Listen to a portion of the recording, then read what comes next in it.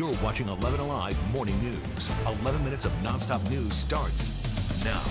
It's 6:47 on your Monday. This is your 11 minutes of nonstop news. 11 minutes of nothing but news, traffic, and weather. We're helping you get out the door with everything you need to know on this Monday, January 8th. Chesley, time to bundle up. That's right. It's a cold start out there, folks. Temperatures down into the 30s and the 20s out there. But we'll have a mix of sun and clouds. Rain coming to us tonight, possibly some storms as well. Details coming up. New this morning, 11 Alive News has learned Georgia will not participate in a new federal food assistance program for kids this summer. Passing on millions of dollars that are available, Liza Lucas kicks off our nonstop coverage at the Capitol. Good morning, Liza. Good morning. Yes, we've learned that more than 30 states do plan to join the USDA's new summer EBT program, but the governor's office confirms to 11 Alive, Georgia will not. Now, when it comes to this program, it offers $40 per month for each eligible child to help with food costs while school is out. It aims to close the hunger gap and eliminate transportation barriers that prevent some kids from getting to meal sites.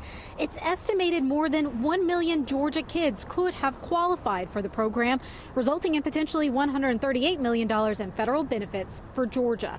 The governor's office telling me in part, quote, ensuring Georgia children have access to a healthy and nutritious meal throughout the year remains vitally important. But when it comes to this program, the governor's office says it, quote, not only lacks basic nutritional requirements and sustainability, but fails to address the mission of improving the health and wellness of our children. Now, when it comes to the need, advocates with Voices for Georgia's Children, they tell me that historically, many of the kids that qualify for free and reduced lunch, they can't take advantage of some of the existing summer meal programs. So they say that this new program would have been a really efficient way for families to get food, excuse me, onto the table.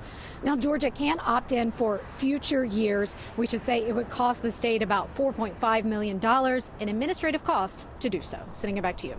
Liza, thank you. Later this morning, Coweta County Sheriff's Deputy Eric Minix will be laid to rest. He was hit and killed by an Alabama police officer in a chase that crossed state lines. Hundreds of people lined the streets for Sunday's processional and viewing, and they will have another processional today. The funeral service will be at the Crossroads Church starting at 11 a.m. You can watch the live stream at the website on your screen. Today, the state legislative session starts at the Gold Dome, and we talked with the state majority leader about expectations. We need to make sure that Georgians feel safe, that our police officers know that they're supported, looking at law enforcement compensation. Along with safety, he says schools will also be a big focus. Early childhood education and literacy continue to be major issues we're focused on. The session starts at 10 this morning. We will be there to bring you full coverage.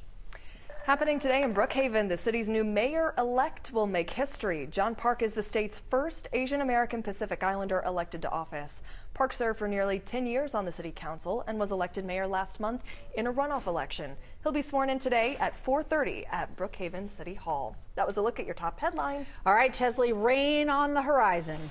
Absolutely right, and it will arrive here later on tonight. I'm thinking after the sun sets around 9, 10 o'clock, we'll start to see some of that rain begin to push in. What you will feel before those storms arrive here is the winds. The winds will start to pick up on us. And so temperatures right now are on the chilly side. We're down into the 20s. We've got some 30s out there as well. Your winter wear forecast calls for a coat, hat, scarf, gloves, all that. Its temperatures will only make it up to around 50 degrees. Those winds will have something to say about it. East winds anywhere between 15, 25 miles per hour. Gusts could be higher than that, maybe in the 30 mile per hour range this afternoon. Our gusts are down right now. In fact, our winds are pretty calm, but you notice as we head through the afternoon how that begins to pick up. These are actual wind gusts, and so you're looking at wind gusts in the 40s up here to the far north, 30s around as well, and so that could lead to some power outages, especially to the far north where there is a high wind watch up to the north. Everywhere else we have a wind advisory where we'll see those winds 15 and 25 miles per hour. Gusts could be as high as 40 miles per hour. It's up here to the north. So you're talking Murray County over toward Union Towns County down through Dawson County, Lumpkin County, White County included in that, Fanning, Gilmer County. This is where we'll see those gusts as high as 50 miles per hour. Certainly could lead to power outages, so be very careful up here in the higher elevations of the North Georgia mountains as far as those winds go.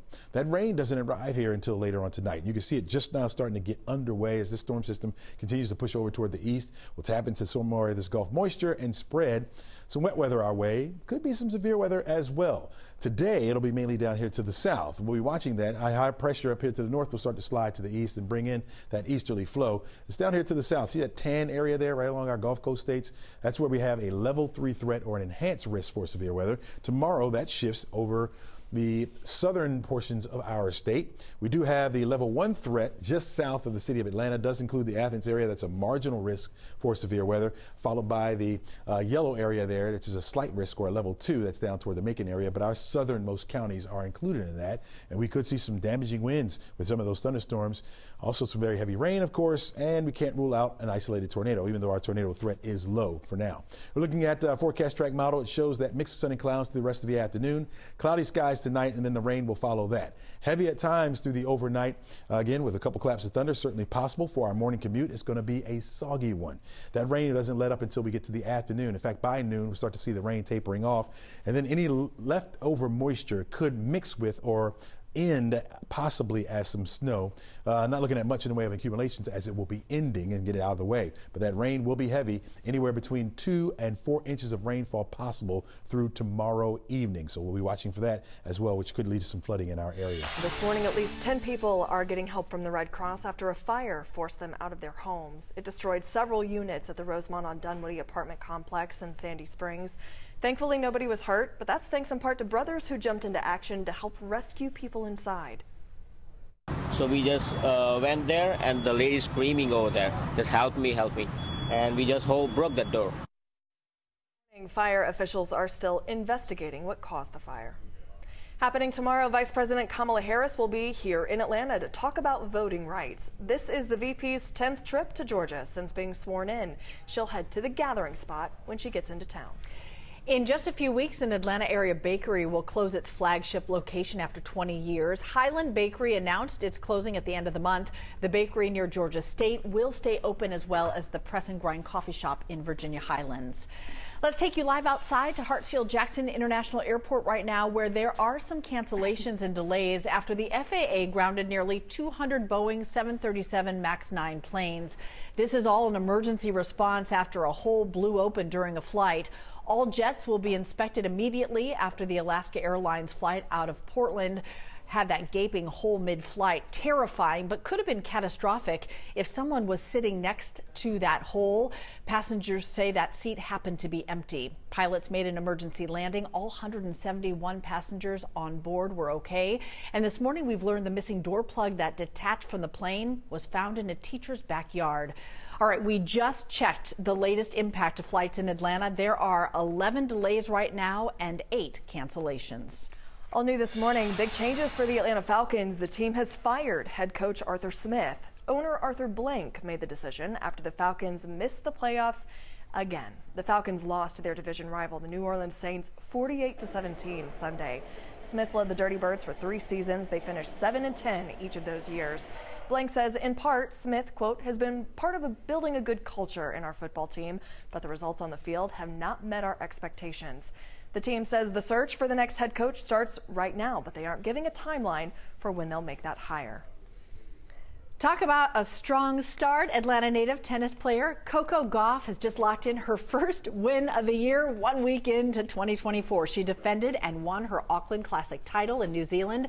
She is now the back-to-back women's champ at this year's Auckland Open. It's her 7th title. Congratulations, Coco, and good morning, Chesley. She's making things happen. All right, good morning to you. We're looking at by noon today, temperatures right around 47 degrees.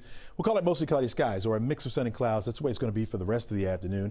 High temperatures will top off right around 50 degrees. It will be cool out there because our winds will be on the strong side, anywhere between 15 and 20 miles per hour. We're really starting to pick up as we head into the evening as well. Back down to 47 degrees by 6 o'clock tonight, and the rain will start to move into the area later on tonight after 9, 10 o'clock. We'll be with us through our morning commute. A couple claps of thunder certainly possible. Cooling down for Wednesday, and then rain comes back to us by Friday.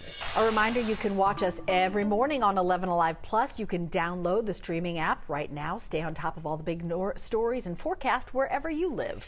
All right, before we let you go, here's a story you may have spotted during your morning scroll. Atlanta singer Halle Bailey just had a baby. She shared the news to Instagram with a picture of her holding her son's hand with a bracelet that says Halo.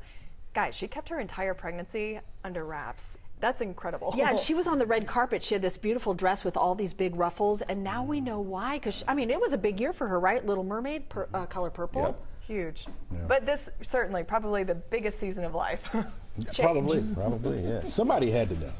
They just didn't tell us. Somebody knows how to keep a secret. Right. Yeah. A good one, too. Hey, bravo to her inner circle. That is epic. Have a great day, everybody.